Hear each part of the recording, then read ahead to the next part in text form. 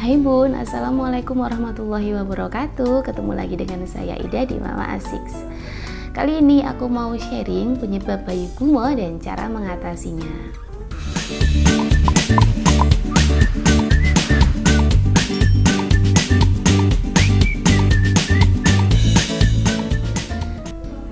Bayi gumoh pasti membuat kita khawatir, tapi sebenarnya hal ini sangat umum terjadi dan bukan hal yang berbahaya. Tapi kadang kasihan, si kecil sudah capek-capek nyusu, ASI yang banyak-banyaknya sudah masuk ke perut bayi, keluar lagi. Padahal ASI yang setetes aja itu sangat berharga untuk si kecil. Nah, di video kali ini aku akan khusus sharing mengenai penyebab bayi gumoh dan cara mengatasinya ya. Gumoh biasanya terjadi karena katup pada kerongkongan bayi yang belum berkembang dengan sempurna dan ukuran lambung bayi yang masih relatif sangat kecil. Jadi ukuran lambung bayi yang ketika baru lahir itu baru seukuran kelereng. Maka sangat wajar jika ketika bayi setelah nenen atau bayi setelah minum susu, kemudian bayi kekenyangan, kemudian posisi setelah minum susu atau setelah nenen itu kurang tepat, maka ASI atau susu akan keluar lagi. Gumoh biasanya akan berkurang di usia bayi 4-5 bulan dan akan hilang dengan sendirinya ketika usia bayi memasuki usia 1 tahun. Kenapa gumoh akan hilang dengan sendirinya di usia 1 tahun? Karena di usia ini katup pada kerongkongan bayi sudah mulai berkembang dengan sempurna. Jadi akan berfungsi dengan sempurna pula.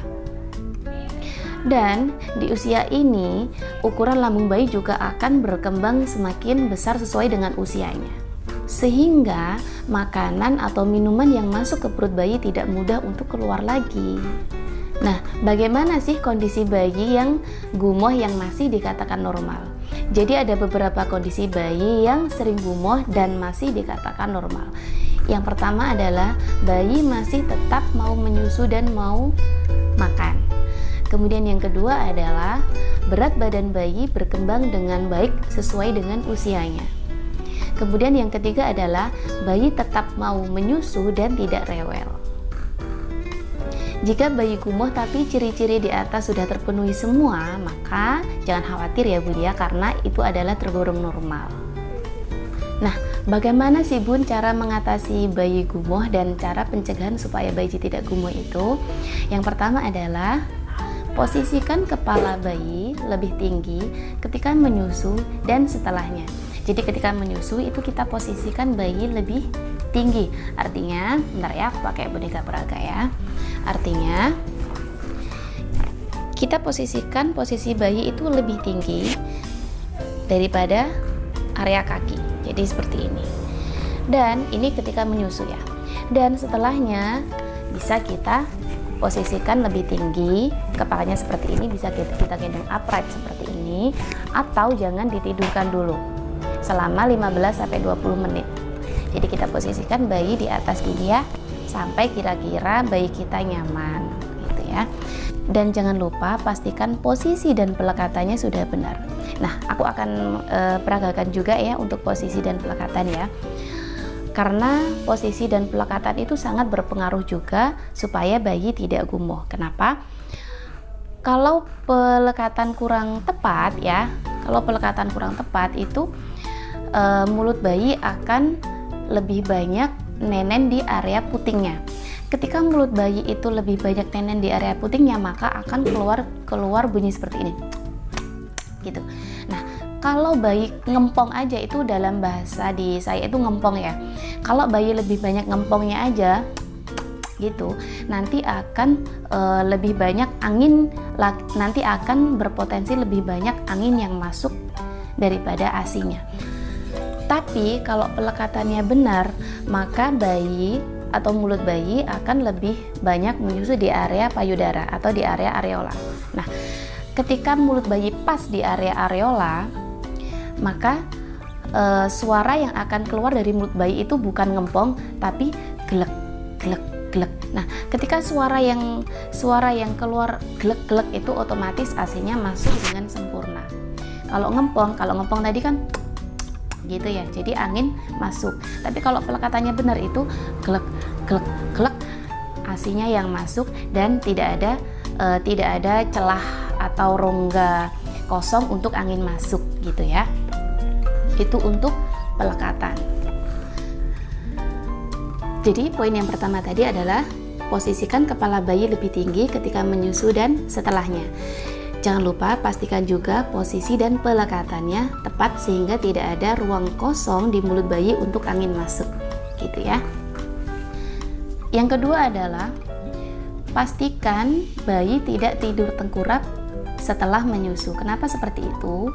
Kita bayangkan saja kalau kita orang dewasa ya, setelah makan kenyang kemudian kita tidur tengkurap, otomatis yang sudah masuk ke perut kita itu kayak mau keluar gitu ya, karena ada tekanan pada perut kita. Sama seperti bayi, apalagi bayi itu yang ukuran lambungnya masih cenderung kecil.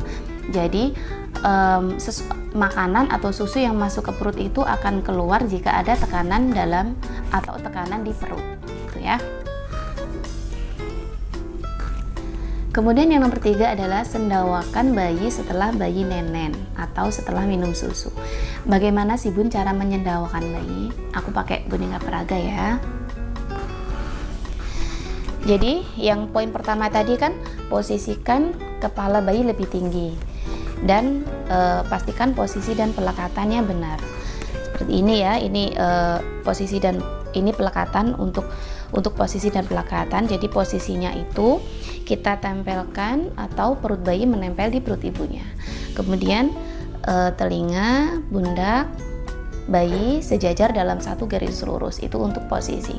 Nah, untuk pelekatan tadi sudah saya sampaikan kalau mulut bayi itu lebih banyak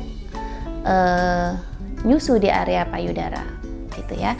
Nah, bagaimana cara menyendawakannya? Cara menyendawakannya adalah setelah bayi nenen seperti ini, kita gendong bayi posisi upright, posisi seperti ini ya, di pundak. Kita posisikan bayi di pundak, kemudian kita tepuk-tepuk pelan.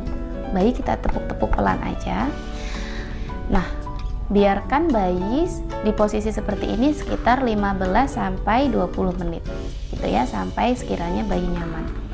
Kalau sudah terdengar bayi sendawa, boleh kita letakkan atau kita tidurkan.